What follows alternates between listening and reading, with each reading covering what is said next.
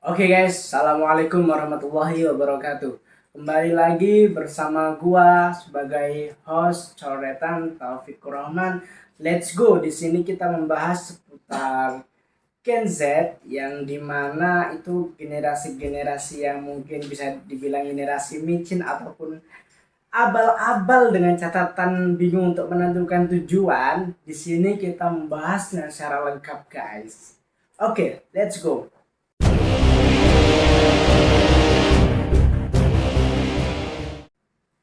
Guys, by the way, bicara tentang toleransi, kalian pernah nggak sih berpikir kalau Indonesia adalah juaranya toleransi?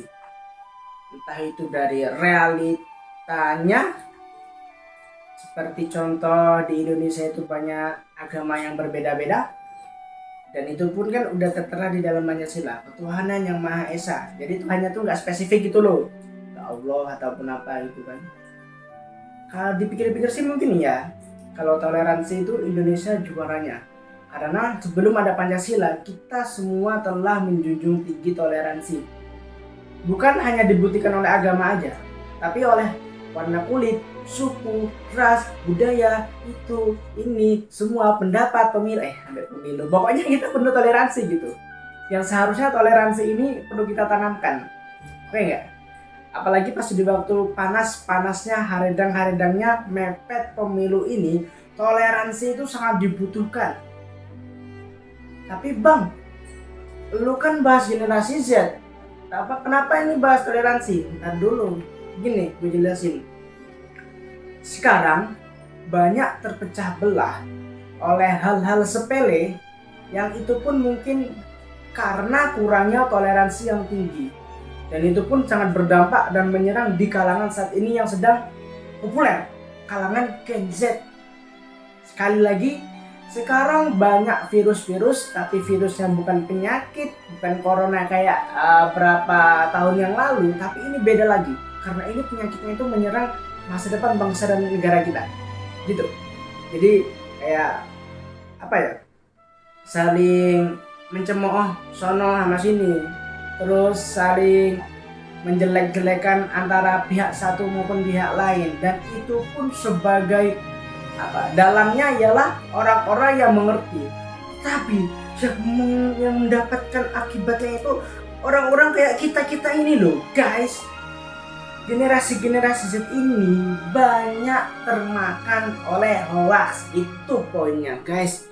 Jadi gini, misal ada berita viral yang itu belum valid, tetapi karena media dan karena media yang terus-menerus berkembang, dan kebetulan yang menikmati media itu ialah generasi Z kebanyakan, itu sangat mendampakkan hal-hal yang negatif guys.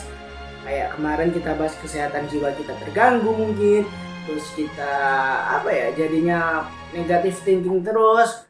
Ada orang lewat nih, orang diam-diam lewat, permisi. Kita jawab apa? Jangan sokap lu. Kagak masuk akal bro, kagak masuk akal. Karena itu juga, karena kita udah termakan oleh hal-hal yang seperti itu yang sebenarnya nggak mungkin, nggak harus dipikirkan, tetapi entah mengapa kepikiran aja. Dan gue pun pribadi sebagai orang dari anggota generasi Z, salam anak muda generasi Z, gue pun mengkena oleh dampak hal tersebut guys. Jadi kurang toleransi itu sangat kasihan ya sih. Jadi gini, ibaratnya orang pakai sepatu nomor 43, punya kita pakai sepatu nomor 40 nih. Kita nggak terima. Lu kok pakai nomor 43? Harusnya 40 dong, pantasnya 40. Ntar dulu, 40 itu pantas bagi orang yang memiliki sepatu 40. Begitu pula dengan agama maupun suku maupun warna kulit, apapun itu jenisnya, mau yang bermata sipit, mau yang bermata blackbird maupun yang bermata juling, kita sangat memerlukan toleransi, baik itu dari internal maupun eksternal. Jadi kita bisa menghargai satu sama lain. Jadi kalau kita nggak melakukan hal tersebut, percuma dong kalau ada soal PKN nih misalnya. Pilihlah hal-hal toleransi di kehidupan sehari-hari. 1A salah, terus B salah, C salah, D benar.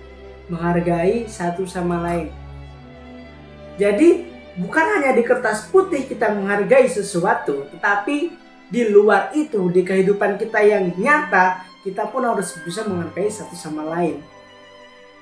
Dan di sini, dulu presiden-presiden kita, baik Pak Soekarno itu kan telah menjunjung tinggi bagaimana, sebelum Pak Soekarno dari dulu zaman kerajaan-kerajaan, kita telah menjunjung tinggi apa itu toleransi.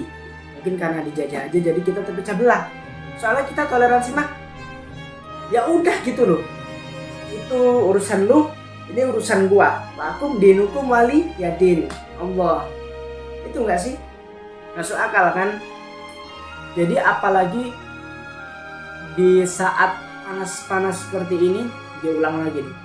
Sorry ya guys, kata-kata gue agak berbelit-belit soalnya ini baru bermula dan butuh dukungan dari lu semua. Oke lanjut. Ini gue di waktu yang mungkin mendekati pemilu ini, banyak banget orang-orang yang gak bisa menjunjung tinggi toleransi. Padahal itu bukan dari bentuk, tapi cuma dari ucapan. Ya sama aja bentuk, tapi ucapan gitu loh. Bukan kayak bentuk badan atau anggota tubuh ataupun bentuk rumah ataupun apa itu bentuk agama lo, tapi ini menjadi pendapat. Kenapa sih kita nggak bisa menghargai pendapat orang lain, nggak bisa mentolerin pendapat orang lain? Misal orang, menurut gua gini. Menurut lu gini. Seharusnya kita kan bisa menghargai. Oh ya udah dong. Bahkan para ulama pun banyak yang berbeda pendapat. Karena ulama menjunjung tinggi toleransi. Bukan hanya ulama, mungkin dari umat Kristiani, dari umat Katolik, Protestan, Hindu, Buddha, Konghucu, mungkin telah menjunjung tinggi toleransi. Kita nggak usah jauh-jauh lah. Misalnya pemilu ini, oke lah, pemilu itu memperebutkan kekuasaan katakanlah. Tapi dari hal yang sepele aja nih, Habib Ja'far di acara login tahun lalu, ini 2023, kita lihat kurang apa coba? Itu bisa menjadikan sebagai contoh bahwa kita toleransi itu harus tinggi. Ini hal agama, hal keyakinan. Kenapa yang berbeda pendapat aja kita nggak bisa toleransi, guys? Serius ya? Ini agak serius ini. Jadi dari situ juga kita bisa mengambil pelajaran bahwa toleransi di dalam berpendapat sangat dibutuhkan. Jadi bukan ajang-ajang lu menang-menangan, lu cerdas dalam berargumen, terus lu bisa menghabisi orang ataupun itu baik secara fisik maupun mentalnya, lu bisa punya kekuatan ramah dengan orang lain. Itu kan dari 3 calon nih. Kita ngomong, kuat, berani, ramah dengan orang lain. Itu kan menjadi karakteristik masing-masing dan itu pun harus saling menghargai. Jangan membuat perpecahan karena satu orang, satu partai, semua kena dampaknya. Para rakyat pun saling, wah nih gue nih 1, nah, lu apaan 2, gak main lah. Lu 3, gak main lah. Itu sebagai contoh ya. Atau sebaliknya, gue 2 nih, lu 1, lu 3, no. Apalagi gue 3 nih, lu 1, lu 2, 3 sunnah Rasul bro. Gak masuk akal. Itu hanya nomor urut. Jadi di saat sidang ya udah berjalan sidang dengan baik. Apalagi di saat ini generasi Z tuh udah pada masuk ikut pemilu kan. Jadi kan belum tahu tuh sisi baiknya pemilu di mana. Taunya mohon maaf, ciri khas dari pemilu kebanyakan mohon maaf yang saya tahu nih. Banyak generasi-generasi muda yang butuh uang bukannya dikasih pelajaran atau maksudnya pengajaran, bukannya dikasih pengajaran, bukannya dikasih pembiayaan, tapi malah dikasih sogokan. Sangat miris. Dengan sogokan harus berintah, kamu harus milih saya karena ini. No. Itu sangat merusak jati diri bangsa kita yang dikenal sebagai bangsa yang sangat toleransi. Coba cari di mana-mana. Ada nggak negara Kristen yang banyak itu dukung kemerdekaan Pancasila. Bukan hanya agama yang beda, tetapi negaranya juga beda. Cuman Indonesia yang netizennya yang walaupun suka ngomen macem-macem, suka ngomen kayak negatif, negatif dalam artian bercandaan gitu ya. Tapi mereka umat-umat yang lain selain Islam mendukung kemerdekaan mendukung kemerdekaan Palestina sampai segitunya. Tapi kenapa kita untuk kemajuan bangsa kita sendiri, untuk memilih pemimpin kita sebagai acuan, sebagai tombak kesuksesan bangsa, tapi kita kenapa harus bingung karena cuma berbeda pendapat? Worth it enggak? Enggak mungkin deh. Jadi sebenarnya gue juga pribadi dari rakyat kecil, salam anak muda.